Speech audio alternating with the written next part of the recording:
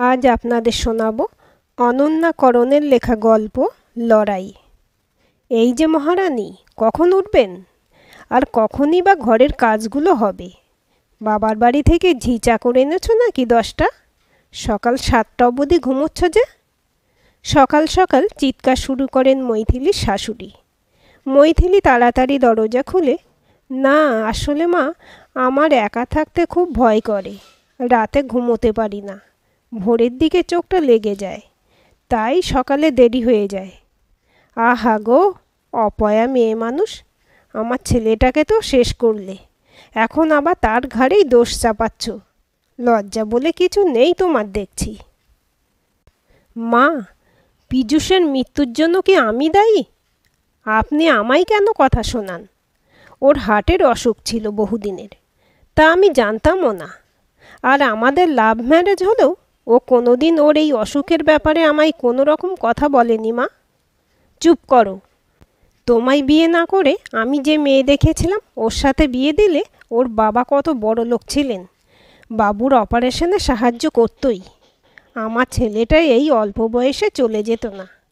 আর তোমার বাবা তো আমার ছেলেটা মরার পর এলো, তাও মেয়েকে না নিয়েই বিদেয় নিল। বসে বসে গেল এখন শ্বশুরের পেনশনের টাকায়। উফ, তুমি ওকে এত কথা শোনালে কি বাবু বেঁচে ফিরবে রীতা? পাশের রুম থেকে খানিক গম্ভীর গলায় বললেন মৈথিলির শ্বশুরমশাই। হ্যাঁ, তুমিও ওই রাক্ষসীকে প্রশ্রয় দাও, যত সব। নিজের ছেলেটা মরল আর উনি এই মেয়ের দোষ ঢাকছেন। মৈথিলি চুপ করে নিজের কাজে গেলেও ও শ্বশুরমশাই বলেই চলেন, রীতা, মেয়েটার গর্ভে আমাদের বংশধর, ওকে একটু শান্তিতে থাকতে দাও, বাচ্চাটা ভালোভাবে হতে তো দাও। বাবু আজ 2 মাস হতে গেল আমাদের ছেড়ে চির বিদায় নিয়েছে। যে আসছে তাকে বুকে করে আগলে রাখতে হবে। ওই আশাই তো বেঁচে আছি, নাতির মুখ দেখে মরব। বলে শাড়ির আঁচল মুখের কাছে টেনে কেঁদে ওঠেন রীতা দেবী। নাতি নাতনি যেই হোক, সে আমাদের বাবুর রক্ত রীতা, তাকে নিয়েই মাকে জীবনটা বাঁচব। আমার নাতিই চাই, মেয়ে হলে কে তার বিয়ে দেবে, খরচ করবে? বাবুর আছেই বা কতটুকু? প্রাইভেট ব্যাংকে চাকরি ছিল। আর ওই মেয়ের বাবার বাড়িরও তো নুন আনতে পান্তা ফুরোয় অবস্থা। না না, মেয়ে হলে অনেক ঝামেলা। রীতা, তুমি দেখছি মেয়ে জন্মালোই না, তাকে বোঝা বানিয়ে দিলে। বেশ করেছি, যা বোঝো না তা নিয়ে কথা বলো না তো। বলে গজগজ করতে করতে নিজের রুমে চলে গেলেন রীতা দেবী। শ্বশুর শাশুড়ির কথোপকথনে অবাঞ্ছিতভাবে না ঢুকলেও ওনাদের সব কথা কানে ঢুকেছে মৈথিলির। বিয়ের পর স্বামী না থাকায় যে মৈথিলির মাথার উপর থেকে ছাদ সরে গেছে তা ভালোই বোঝে ও। তাই শাশুড়ি মায়ের কথার উত্তর থাকলেও প্রত্যুত্তরে একটা কথাও বলে না ও। শ্বশুরমশাই ভালোবাসলেও সবসময় ওকে সব অপমানের হাত থেকে রক্ষা করার ক্ষমতা তার কুলোয় না। রান্নাবান্না থেকে ঘরের সাফ সাফাই সবটাই করতে হয় মৈথিলিকে। ও এখন 4 মাসের অন্তঃসত্ত্বা। পীযূষ চলে যাওয়ার আগে এই সংবাদটুকুই পেয়ে গেছে যে ও বাবা হতে চলেছিল, কিন্তু বাবা ডাক শোনার সৌভাগ্য তার হয়নি। পীযূষের উপর একরকম অভিমান রয়ে আছে মৈথিলির। এতদিনের সম্পর্কে পীযূষ কোনোদিন জানায়নি ওর হার্টের অসুখ ছিল। এত বড় অসুখটা ও লুকিয়ে মৈথিলির কাছে চির অপরাধী। মৃত্যুর সময় তাই ক্ষমা চেয়েছিল পীযূষ ওর জীবনটা নষ্ট করার জন্য। যাই হোক, যে গেছে তাকে দোষ দিয়ে কোনো লাভ নেই। তার প্রতি অভিমান জমলেও তা ভাঙানোর লোক কই মৈথিলির জীবনে? এত সব ভাবতে ভাবতে অজান্তেই চোখের কোণে জল ভারী হয়ে আসে মৈথিলির। চোখের জল মুছে রান্নার কাজে মন দেয় সে। সকাল 7টা থেকে দুপুর 1টা অবধি ওর নিঃশ্বাস ফেলার সময় থাকে না। সকালে উঠে চা বানিয়ে শ্বশুর শাশুড়িকে দিয়ে রান্নার কাজ শুরু করা। রান্না শেষ হলেই ওনাদের খেতে দিয়ে ঘরদোর ঝেড়ে পরিষ্কার করে স্নান করে। ওর খেতে রোজ দুপুর 2টো বাজে। দুপুরের খাওয়া খেয়ে বিশ্রাম নিতে নিতে মৈথিলির মনে পড়ে পুরনো সব স্মৃতি। আজ যদি পীযূষ বেঁচে থাকতো, কত আদর ভালোবাসায় যত্নে রাখতো ওকে। আজ আয়নার সামনে দাঁড়ালে চিনতে পারে না ও নিজেকে। সেই প্রাণোচ্ছল বকবক করা মৈথিলি আজ যেন কোথায় হারিয়ে গেছে। একদিন এত কথা বলতো ও যে পীযূষ বিরক্ত হয়েই বলে ফেলতো, তুমি পাশে থাকলে রেডিও টিভি লাগবে না, তুমি একাই বকো, আমি শুনি। আর তখন মৈথিলি অভিমানে বলতো, বেশ, দেখো, একদিন আমি চুপ করেই যাব, আর তুমি আমায় জোর করবে কথা বলার জন্য। চুপ তো ও করেছে, কিন্তু জোর করার কেউ নেই আর। মৈথিলির বাবা পেশায় গৃহশিক্ষক ছিলেন, কিন্তু মেয়েকে যথেষ্ট আদর যত্নে বড় করেছেন। ওর সব ইচ্ছে পূরণ করেছেন তিনি। দর্শন বিষয়ে এমএ অবধি পড়িয়েছেন। এমনকি পীযূষের কথা যখন জানতে পারেন, তখন মেয়ের মুখের দিকে চেয়েই ভালো করে বিয়ে দেন তিনি। তাতে তাঁর সঞ্চিত অর্থের বিশেষ কিছু বাকি ছিল না আর। আজ ওনার বয়স হয়েছে, শিক্ষকতা করার মতো শরীরের বা মনের জোরও কমেছে। তাই বহুবার মৈথিলিকে ডাকলেও ও ইচ্ছে করেই ওই বাড়িতে গিয়ে বোঝা হতে চায়নি।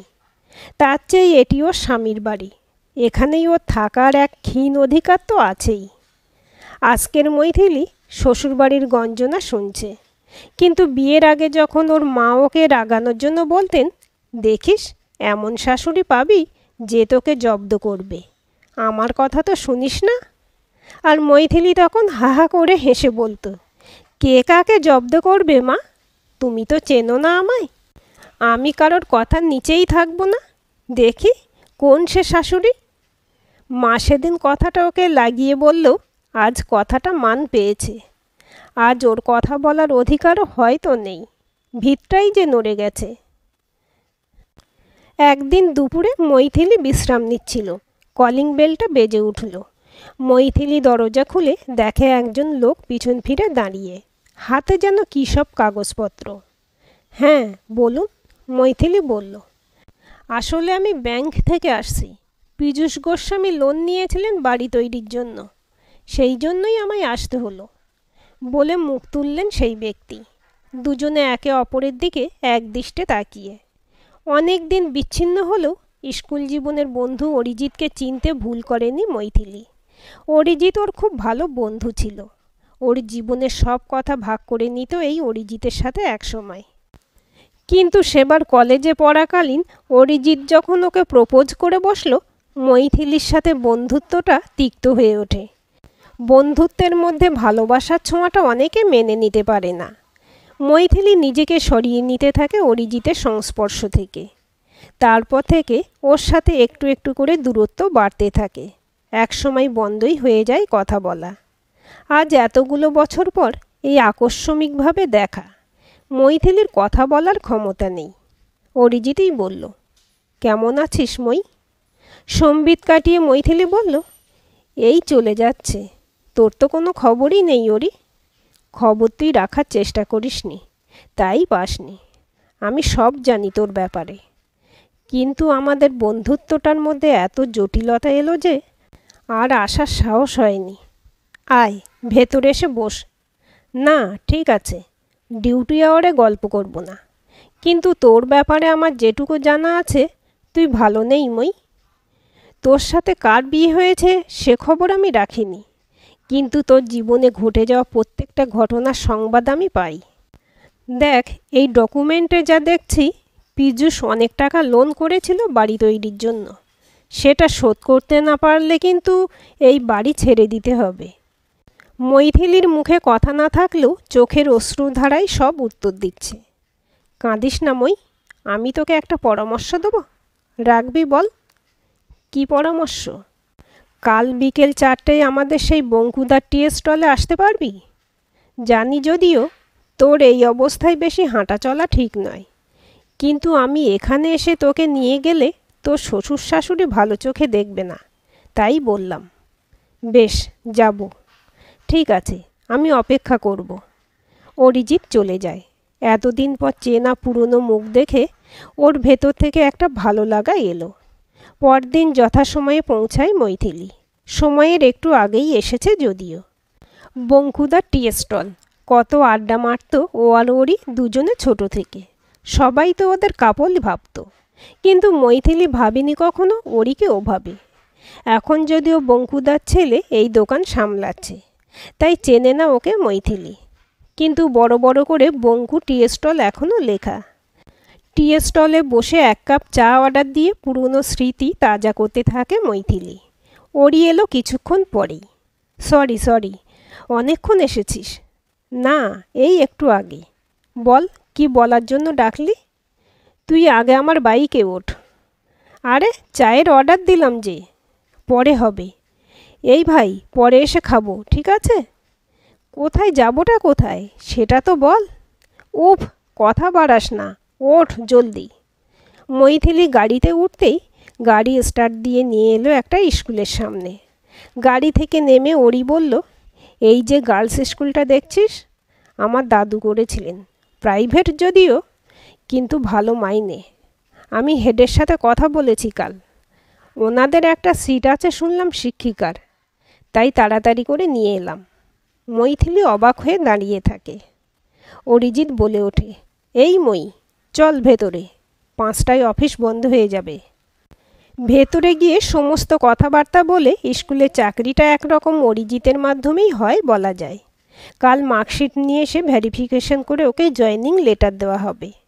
মৈথিলি ফেরার পথে বলে ওঠে, তুই আমায় ক্ষমা করিস ওরি, তোর বন্ধুত্বের গভীরতা আমি বুঝতে পারিনি। এসব কথা থাক মই, তোর শরীরের অসুবিধা হচ্ছে না তো? আর আমি ম্যাডামকে বলে রেখেছি, ডেলিভারির 1 মাস আর পরে কয়েক মাস তোকে ছুটি দেওয়া হবে। তুই একদম চিন্তা করিস না। আর ওই বাড়ির লোনটা আপাতত আমি দেখছি ব্যাপারটা, যাতে সময়টা বাড়ানো যায়। তবে তুই শোধ করতে পারবি। আমি দিয়ে দিতাম, কিন্তু চিনি তো তোকে, তুই নিবি না। তাই এই প্রস্তাবটা রেখে তোকে আর অসম্মান করব না। বাড়ি যা সাবধানে, পৌঁছে জানাস। মৈথিলি বাড়ি চলে আসে। শাশুড়ি মায়ের আবার হাজার খোঁটা কানে আসে। মৈথিলি সেসব পাত্তা না দিয়ে নিজের রুমে দরজা লাগিয়ে শাড়িটা চেঞ্জ করে আসে শ্বশুরমশাইয়ের কাছে। এসে নমস্কার করে প্রণাম করে বলল, বাবা, আমি চাকরি পেয়েছি। ঝুঁকে প্রণাম করতে পারছি না বলে দুঃখিত। কাল থেকে স্কুলে যাব। আমায় আশীর্বাদ করুন, আমি যেন সবটা পারি। নিশ্চয়ই পারবে মা, আমার আশীর্বাদ রইল। মা, আপনাকেও প্রণাম। বলে নিজের রুমে গিয়ে মার্কশিট সহ পুরো ফাইল গোছাতে থাকে মৈথিলি। বিয়ের পর ও একরকম ভুলেই গিয়েছিল যে ও MA পাস। আজ অরিজিৎ ওকে তা মনে করিয়ে দিল। অরিজিৎ রোজই বঙ্কুদার টি স্টল থেকে ওকে নিয়ে স্কুলে নামিয়ে অফিসে যায়, আবার ফেরার পথে ওকে ওই জায়গায় নামিয়ে দিয়ে যায়। ওখান থেকে ওর বাড়ি 15 মিনিট রিকশায়। ধীরে ধীরে মৈথিলি আর অরিজিৎ আবার সেই পুরনো বন্ধুত্ব জোড়া লাগে। মৈথিলির ডেলিভারির সময় যত এগিয়ে আসছে, অরিজিতের মৈথিলির প্রতি যত্নশীলতাও বাড়ছে। ফোন করে খোঁজ নেওয়া, ওষুধ খাওয়ার কথা, এমনকি চেক আপেও নিয়ে যায় অরিজিৎ। এক কথায় মৈথিলির জীবনে পীযূষের জায়গা নিয়েছে অরিজিৎ। ছেলে মেয়ের বন্ধুত্বটা যে কোনো কালেই কেউ মেনে নেয় না, সেটা বলার অপেক্ষা রাখে না। অরিজিৎ আর মৈথিলির মেলামেশার খবর কানে আসে মৈথিলির শাশুড়ির।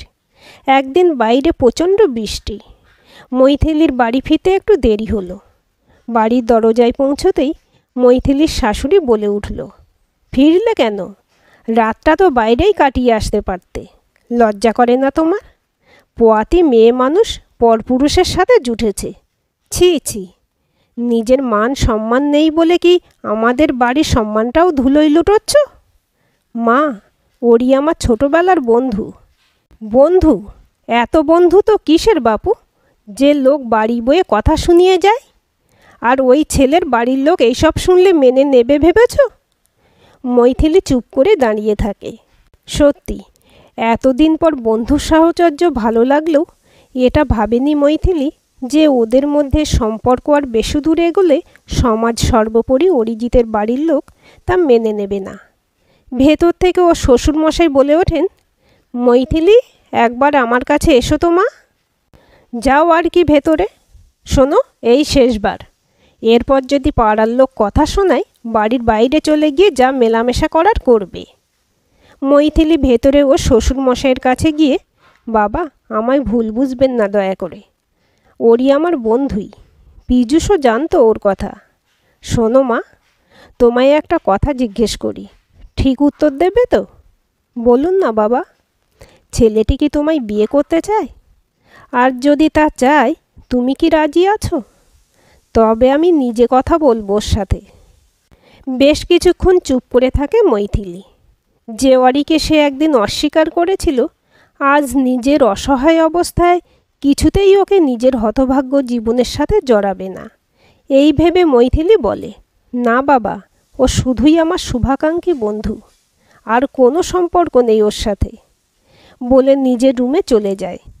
মনে নতুন রঙিন স্বপ্ন ধরা দিলেও তা দূরে ঠেলে সরিয়ে পীযূষের ফটো ফ্রেমটি আগলে কেঁদে ওঠে মৈথিলী। ডেলিভারির দিন অবধি হসপিটালে ওয়েটিং রুমে বসেছিল অরিজিৎ। মৈথিলী নবাগতা কন্যা সন্তানের মুখ দেখে বাড়ি গেছে সে। জন্ম দেওয়ার পর গর্ভধারিণীর যে খানিক অবচেতন অবস্থা ছিল, সেই ঘোর কেটে চোখ মেলতেই মৈথিলী যেন এক নতুন জীবনের হাতছানি পেল।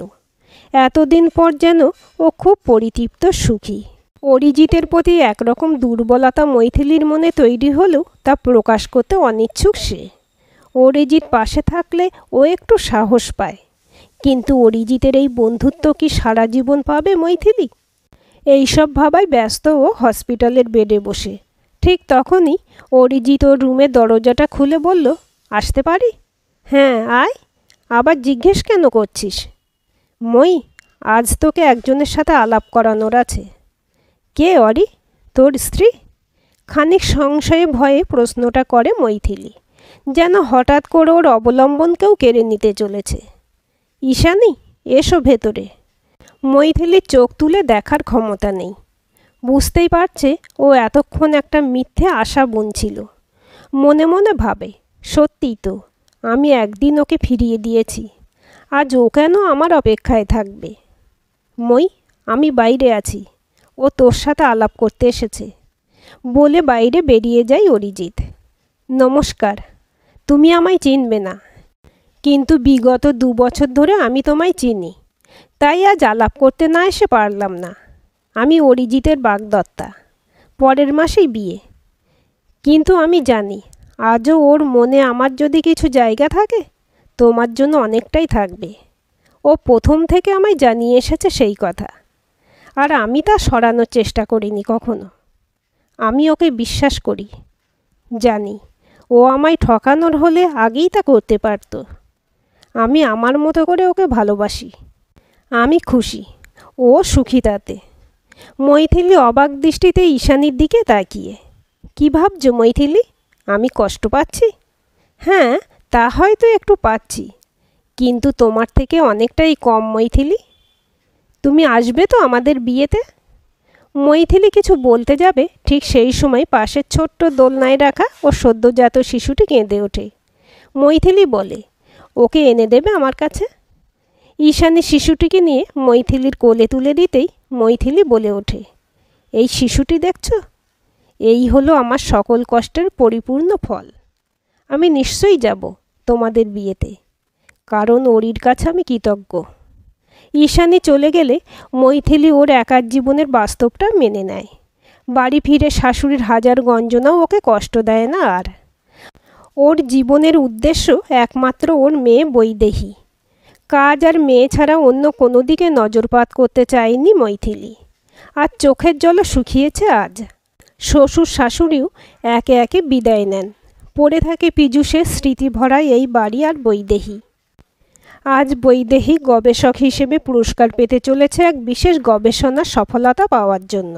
বৈদেহী যখন স্টেজে ওঠে, এতগুলো বছর পর মৈথিলীর চোখের কোণে জলের ভারী বিন্দু। ওর একার লড়াই আজ সার্থক।